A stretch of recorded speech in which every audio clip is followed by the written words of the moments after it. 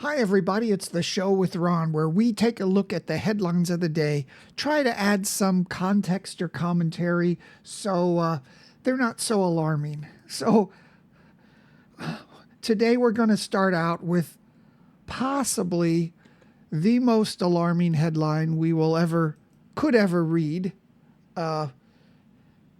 Even more than like a headline about our own death. How about the headline about everybody's death? And this raises the specter for me of my childhood, because if you knew somebody who grew up before the 1990s, we had this situation where the United States was locked in a battle with the Soviet Union, and the main key issue in the world was how to prevent nuclear war. And it's sort of it created a different dynamic in politics then, because we had a situation where the Republicans were hawkish, engaged in the rest of the world, wanting to be engaged in other countries, not letting themselves, the U.S., be shown to be weak to the Soviet Union. The Democrats were saying, the left was saying that everyone's basically the same. The main thing is that we have peace, that we all want our children, all countries want their children to live in peace, and thus we basically have to be super, super careful that anything we do does not start a nuclear war. And of course, when Reagan came in, this was the drumbeat from the media and the left about him, is that by exerting itself overseas, that by defending a democracy or a free market in another country, we could start a nuclear war. And in fact, there was, a lot has changed in party politics now. I think Democrats now take a much more principled stand, usually standing with democracy and human rights, rather than kind of in the Cold War era, just trying to say that peace and not having a nuclear war is the main thing, which it is. And the Republicans, instead of being engaged in the world and having America be the leader, the policeman of the world, now they're withdrawing into the traditional isolationism of the Republican Party that the Republican Party had before World War II, with Trump especially seeming not interested in engaging in foreign wars and foreign conflicts. Of course, the U.S. has gone really just in about 25 years from having no deficit, no yearly deficit. Clinton had a year with no deficit, and there was about $500 million debt. We've gone from that to $34 trillion. So this has caused people not to want to engage in all these foreign wars. So a lot has changed. And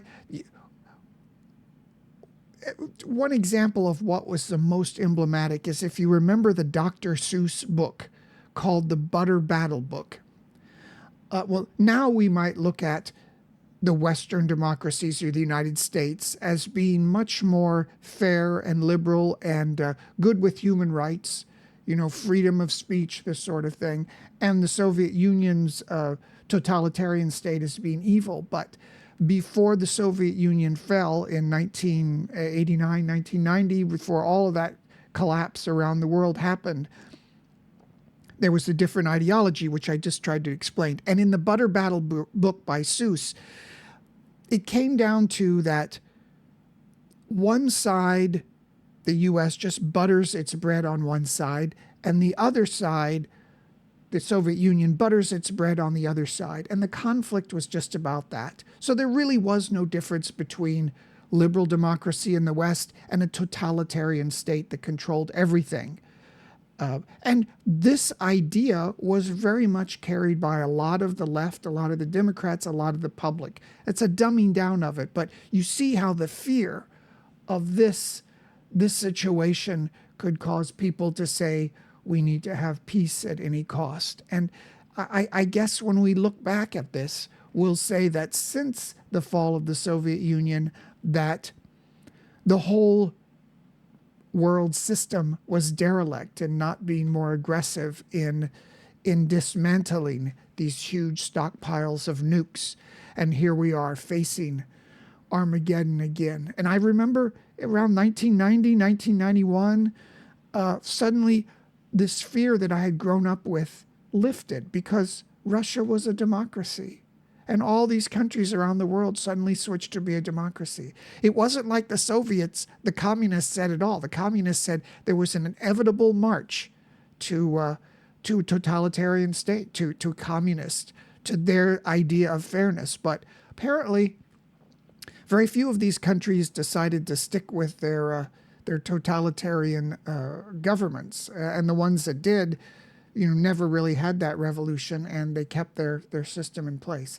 Anyway, that's an old man talking about the past. And here's one more thing that usually on the weekend there's not a lot of big stories, but today there were some interesting things, and this especially one of my great memories from a kid growing up in Cincinnati, Ohio. Beautiful, beautiful town. Was I got to witness when I was a little kid riding around on a big wheel.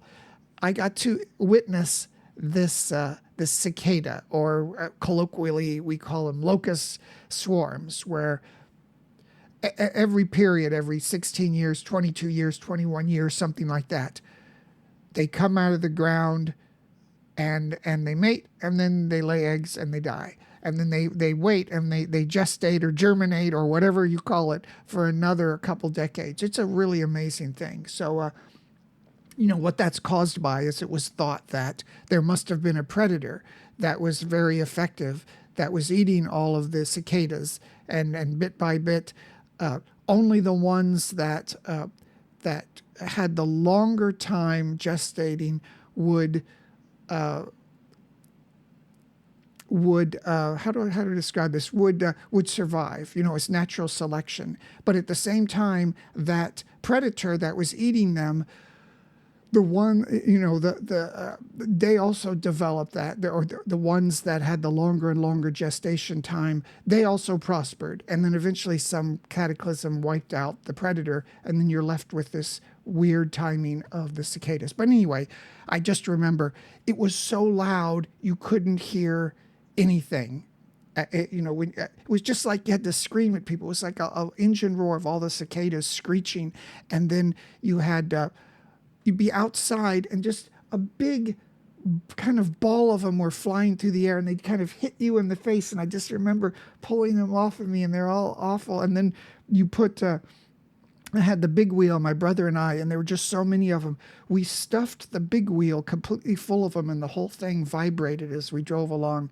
And I also remember everyone, it was like fall leaves. Everyone had to take shovels, and it was really messy on the streets. Cars were crashing because it was slimy. They're all over the place. You had to pile them up, and there were huge garbage bags full of them out by the street. But I wish I could see this again. And what they're talking about here is a bunch of these different broods, like 16-year, 22-year, 21-year. They're all coming out at relatively the same time. So across many areas, people will get to witness it. It is a fantastic, epic thing. And even the descriptions you read about, there's a lot of them. It's something that's super, super memorable. Here we've got the presidents. I think in America, these sort of things, the presidents or U.S. presidents are not just like the prime coalition party prime ministers in a lot of governments. They're really sort of like singular kings, and at any one time there might be only 4 or 5 or less alive. So when they get together, it's quite an amazing thing to see a person who is sort of like the king of the country.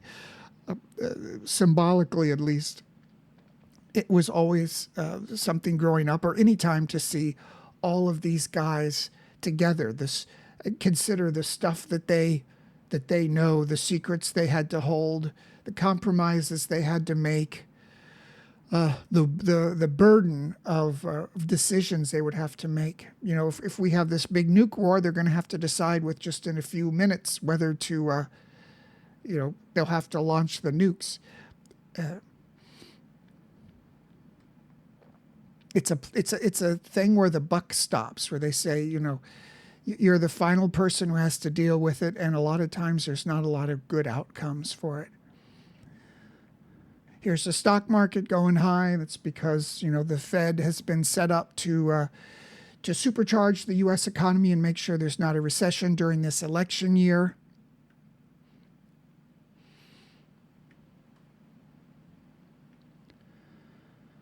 What else do we have here? I don't know why I was so intrigued by this.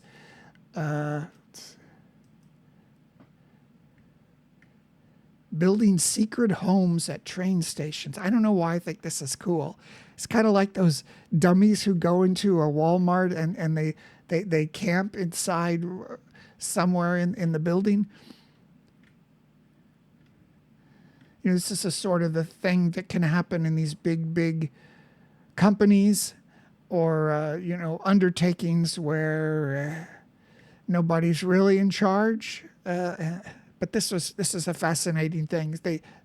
They got them because they somehow spent the money from the company, the taxpayer money, to make little apartments in the building. Which I bet the lawyer would say, hey, this is convenient because they're right there in the train station and available to help at any time. So it's probably some advantage that the train company got from having the people secretly living there.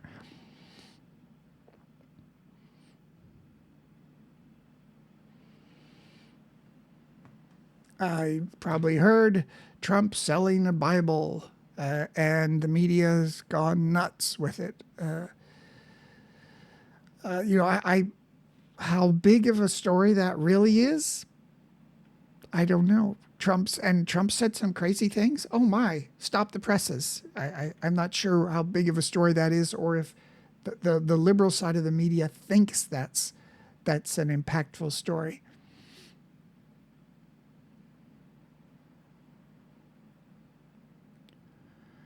More about Diddy. And what else do we have?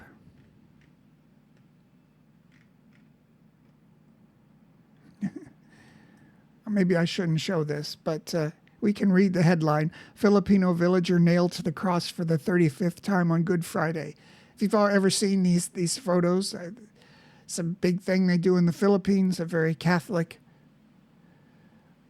I don't know if that means they're very devout or crazy or backwards or what, if you're even able to say that. But that's quite the spectacle. They may be taking things a little too literally there in the Philippines with the suffering for Jesus or something. A dumb YouTube star kidnapped in Haiti while trying to meet gang leader barbecue. I suppose that's to be expected. Some news stories down here I haven't seen. Jews warned of no-go countries. Yes, they need to work on their conduct of the war there. Israel does in Gaza, although Israel is a victim, but they're pulling victory. They're pulling defeat from the jaws of victory. And this was a final article I wanted to hit today. This was yesterday, and it popped off of the Drudge Report this morning. But this shows the fascinating dance of hubris and presidents over the past years, where right now the legal scholars push for Justice Sonia Sotomayor to retire. Now, they're not just legal scholars. They're liberals, they're leftists, they're Democrats.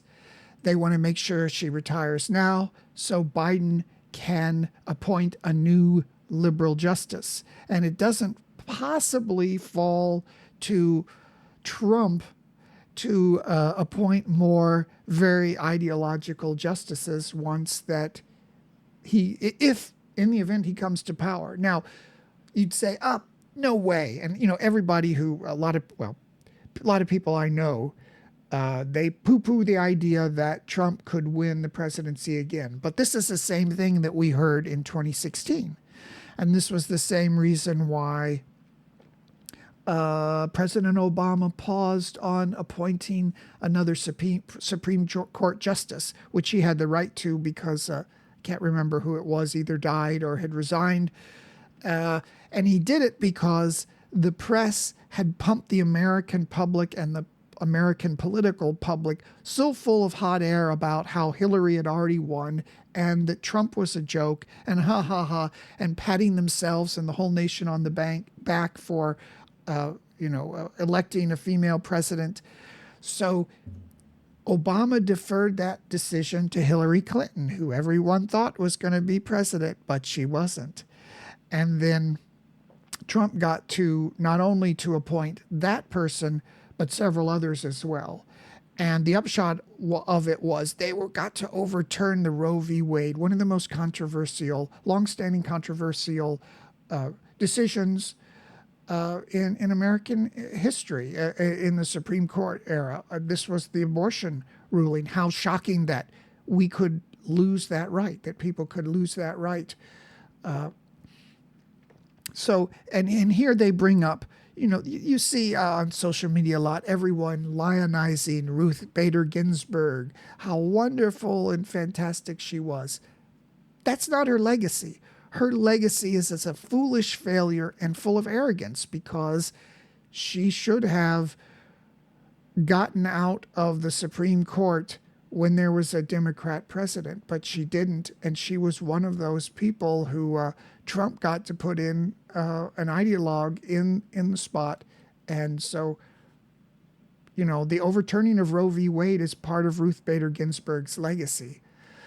And here I was surprised to see that this was spoken of quite openly in a regular, normal, widespread media piece. And I would say, over time, the ideological bent of the Supreme Court justices has become a lot more pronounced. A lot of people screamed and yelled about it during Reagan's time, but a lot of his appointments seemed to be very middle of the road. Some were even liberal, even though the press screamed that they were going to be conservative. And I would say on balance, Clinton's appointees were reasonable as well, but certainly Trump has allowed himself to be captured by that neocon. And we could do a whole show about, because I recognize all the neocon things in foreign policy and law that have finally come to fruition in Trump's time, not the least of which is the return to the Republican Party of its traditional isolationism. So I just wanted to point this out. If you understand what's going on with the Supreme Court justices in the United States, and really in the bottom line, the Democrats have nobody but themselves to blame for losing abortion rights. They had a lot of opportunities over the years to codify that into law, but especially in the past 30 years or so, there's been a political push for political parties to gain the reasonable center of politics. And that means, I think the Democrats assume, we don't want to show like we're too strong for abortion rights. The courts have that covered. We don't need to codify that in law. The courts will never overturn it. And it was a shock when they finally did. So anyway, let's see what I got for you. I have a book I've written. I'm a novelist. And how can I turn this off? Okay. Here's my book. Disillusioned by the promises of the modern world, young people make their way to Bangkok and then on to the furthest places they can find. There are still unknown places. And I just heard my book is now available at Kinokuniya branches at M Quarter, Central World, and Siam Paragon. I really wanted them to carry it, and it's in literature, which is cool, so this is another dream come true for me. Read it and let me know what you think, please. Thanks. So that's me. That's my book. It hits on some of the themes that I sometimes talk about here on the channel. The cynicism with the promises of our world, our country, our civilization, and a desire to go out to the furthest places in the world to understand what life is really about. And that's what I'm trying to do with talking about the headlines, because we don't want to go out swinging in somebody else's fight. We really want to understand what's behind things. And we know with social media and the internet and the whole decay of the media in general, and both political parties and the terrible candidates that they are presenting to us, both Republicans and Democrats, we want to make sure we understand what's really going on and where we are in history. That's what I'm trying to do here. Please like and subscribe. Tweet this out if you want to. I'd like to build the channel. I suspect it's sort of shadow banned because I talk about politics, especially sometimes I actually criticize Biden. Imagine that. But anyway, I will see you next time for more headlines in context.